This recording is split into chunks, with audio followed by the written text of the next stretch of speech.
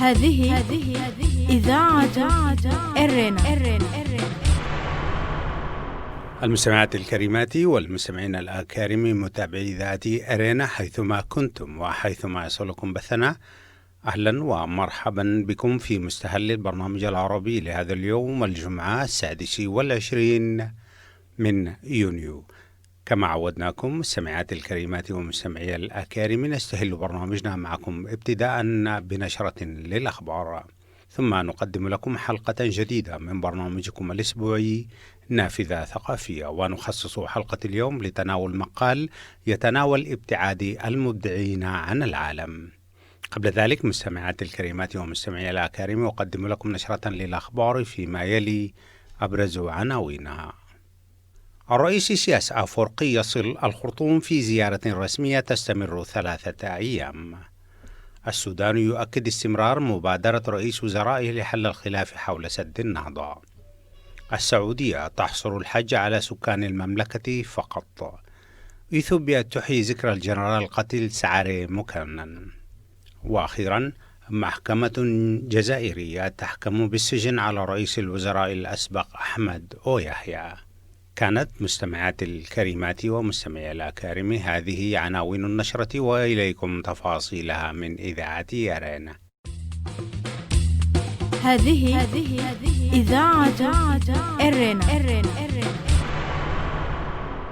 أفادت وكالة السودان للأنباء بوصول الرئيس سياس أفورقي صباح أمس في زيارة رسمية إلى السودان تستمر 3 أيام. وكان في استقباله رئيس مجلس السيادة الانتقالي الفريق الركن عبد الفتاح البرهان وعدد من المسؤولين بالدولة من مجلسي السيادة والانتقالي والوزراء.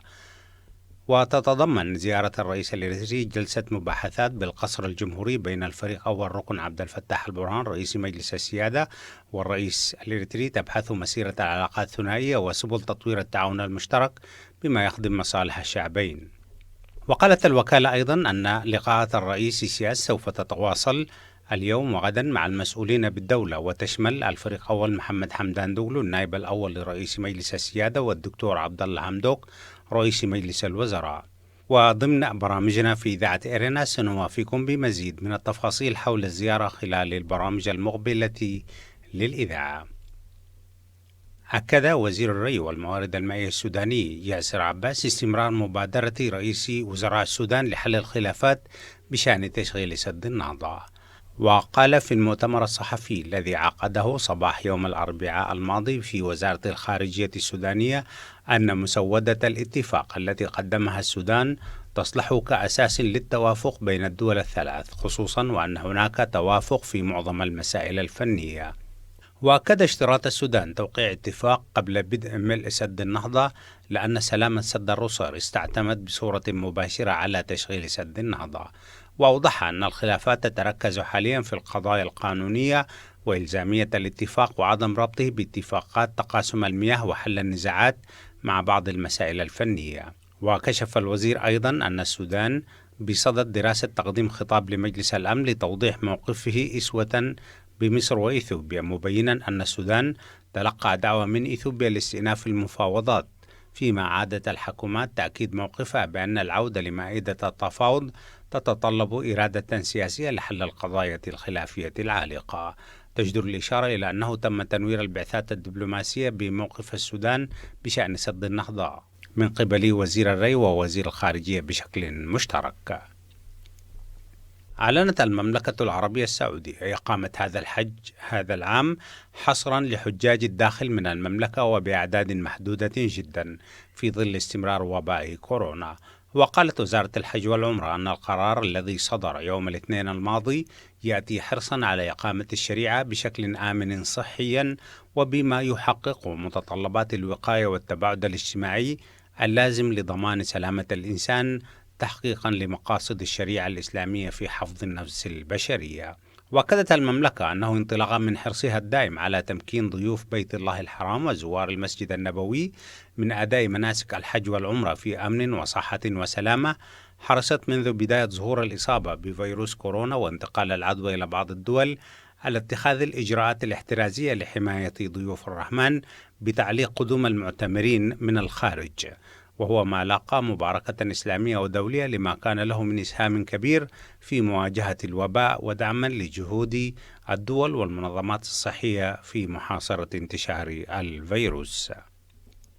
احتفلت إثيوبيا يوم الاثنين الماضي بإحياء ذكرى مقتل رئيس هيئة الأركان السابق الجنرال سعري مكونن وقائد القوات الخاصة الجنرال جزائي أبرا، واللذين لقيا مصرعهما بعد أن أطلق حراسهما النار عليهما في إقليم الأمهرة، حيث كان يعدان للقضاء على محاولة انقلابية ضد الدولة كما قالت مصادر الحكومة حينها.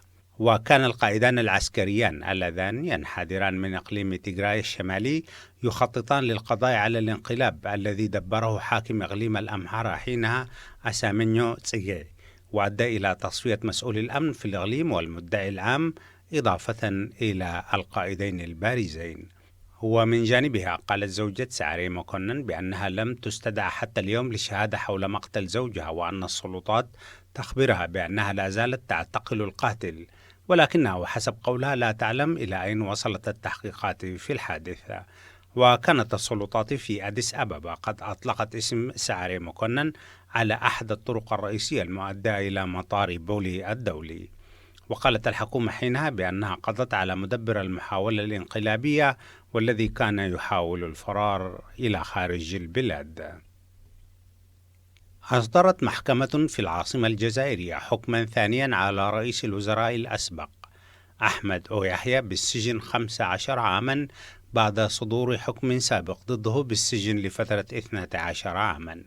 كما حكم على وزير الطاقة السابق يوسف يوسف كذلك بالسجن لمدة 3 سنوات.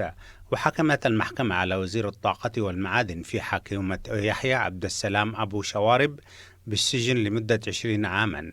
وحكمت على رجل الأعمال مراد أولمي ب10 سنوات. وجاءت هذه الأحكام على خلفية تهم بالفساد وغسل الأموال واستغلال النفوذ. الجدير بالذكر بأن أحمد أويحيى هو مهندس اتفاق السلام بين إريتريا وإثيوبيا في عام 2000، والذي أنهى الحرب الحدودية بين البلدين، حيث كان حينها يشغل منصب وزير خارجية الجزائر التي كانت تترأس الاتحاد الأفريقي.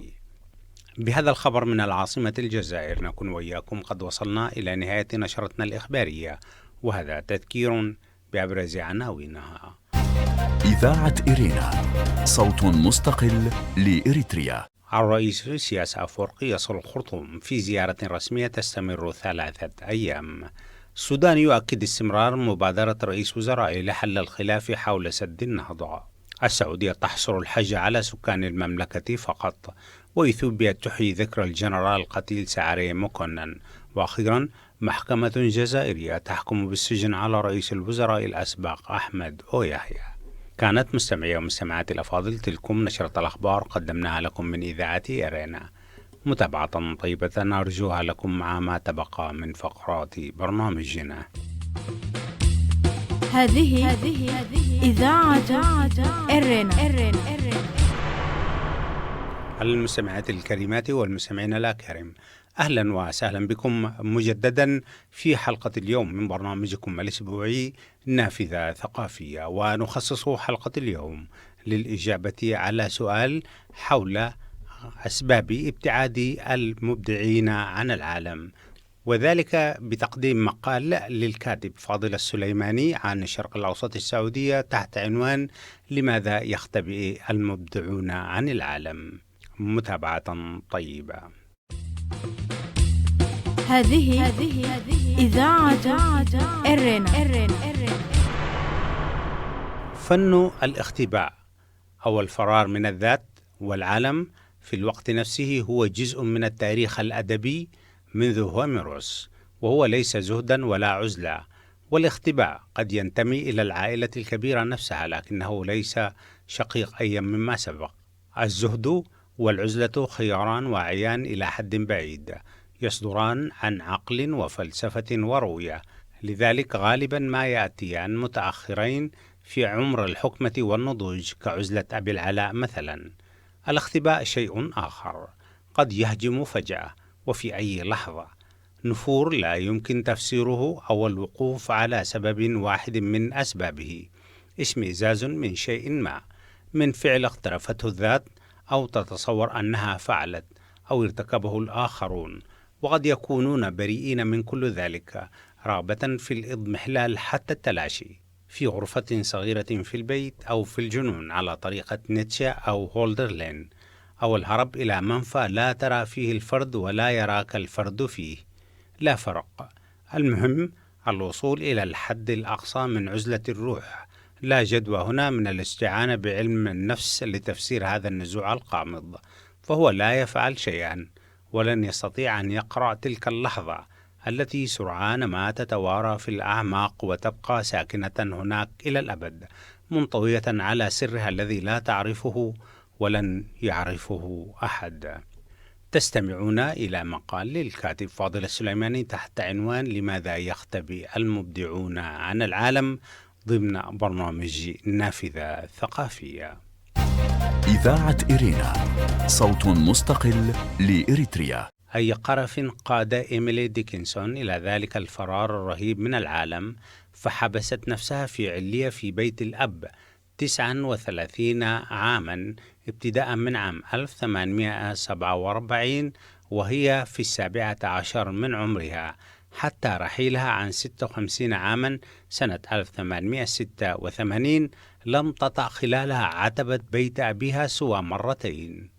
كتبت 1800 قصيدة، لم تنشر منها سوى 10 قصائد، البقية خبأتها تحت مخدتها. كان النشر بالنسبة لها مزادا للعقل، وهي تعني بذلك الإطلال على العالم. سيفعل الروائي الأمريكي جي دي سالينجر بعد أكثر من قرن من رحيل ديكنسون الشيء نفسه، وإن كان بشكل مختلف. فبعد النجاح المدوي لروايته حارس حقل الشوفان الصادرة عام 1951 والتي باعت 65 مليون نسخة وترجمت إلى 30 لغة، شعر بالنفور فجأة ليسترد مجهوليته وقموضه اللذين عارهما للآخرين، كما سيقول لاحقا. اختفى 40 عاما حتى رحيله عام 2010 وهو في 91 من العمر، باستثناء عودات شبحية من خلال نشر قصص قصيرة واصطياد نساء صغيرات. تستمعون مستمعي الأفاضل إلى حلقة من برنامج نافذة ثقافية، ونقدم فيه إجابة لسؤال لماذا يختفي المبدعون في العالم بقلم الكاتب فاضل السليماني عن جريدة الشرق الأوسط. هذه إذاعة إرينا. ويواصل السليماني القول: في الوقت نفسه في بداية الستينات عرفت هاربر لي نجاحا هائلا بعد نشرها أن تقتل طائرا محاكيا ملايين النسخ وترجمات بالمئات. وستقول عن هذا النجاح فيما بعد: كان موتا سريعا رحيما، ثم اختفت ما يقرب عن 50 سنة لتعود رغما عنها عودة باهتة قبل رحيلها بسنة واحدة عام 2016. وكان باسكال يقول أن كل مشكلات العالم تبدأ حين يغادر المرء غرفته، ولكن كيف يمكن أن يحقق المرء الهروب الأعظم من ذاته؟ في العراق خرج القاص عبد الرازق الشيخ على يوم ما من عام 1957 من بيته ولم يره أحد بعد ذلك. وقصة القاص الروائي المصري وجيه غالي الذي يكتب عنه الروائي عزة القمحاوي في هذه الصفحة ليست مختلفة عن قصة زميله العراقي. خرج فجأة من مصر لا يعرف أحدا لماذا، وظل يهرب من ذاته من منفى لمنفى، وكأن شيئا يطارده حتى انتحاره في لندن عام 1968 ولم يترك لنا سوى رواية واحدة. سئل دوستويفسكي مرة عن مشروعه الآتي فأجاب مباشرة: الجنون. وهو في الحقيقة لم يفعل في حياته شيئا سوى اقتراف مزيد من الجنون، وإلا ما قرأنا الجريمة والعقاب والأخوة كرامازوف والأبله، وربما كان النافر الأول من العالم وذاته على طريقته الخاصة لحسن الحظ. هذه إذاعة إرينا. استمعتم فيما مضى مستمعات الكريمات ومستمعي الأكارم إلى حلقة من برنامج نافذة ثقافية، وقدمنا فيها إجابة لسؤال لماذا يختبئ المبدعون عن العالم بقلم فاضل السليماني عن الشرق الأوسط. وقبل ختام فقرات برنامجنا لهذا اليوم أقدم لكم موجزا سريعا لأهم ما ورد في صدر نشرتنا الإخبارية. الرئيس إسياس أفورقي يصل الخرطوم في زيارة رسمية تستمر 3 أيام. وصل إلى الخرطوم صباح أمس الخميس الرئيس إسياس أفورقي في زيارة رسمية للبلاد تستغرق 3 أيام، وكان في استقباله رئيس مجلس السيادة السوداني عبد الفتاح البرهان وعدد من المسؤولين بالدولة من مجلسي السيادة والانتقال والوزراء. وقالت وكالة السودان للأنباء بأن زيارة الرئيس ستتواصل لمدة 3 أيام وتشتمل على لقاءات مع الفريق أول محمد حمدان دقلو النائب الأول لرئيس مجلس السيادة والدكتور عبد الله حمدوك رئيس مجلس الوزراء. وسنوافيكم في إذاعة إيرنا بالمزيد من التفاصيل حول هذه الزيارة في برامجنا المقبلة.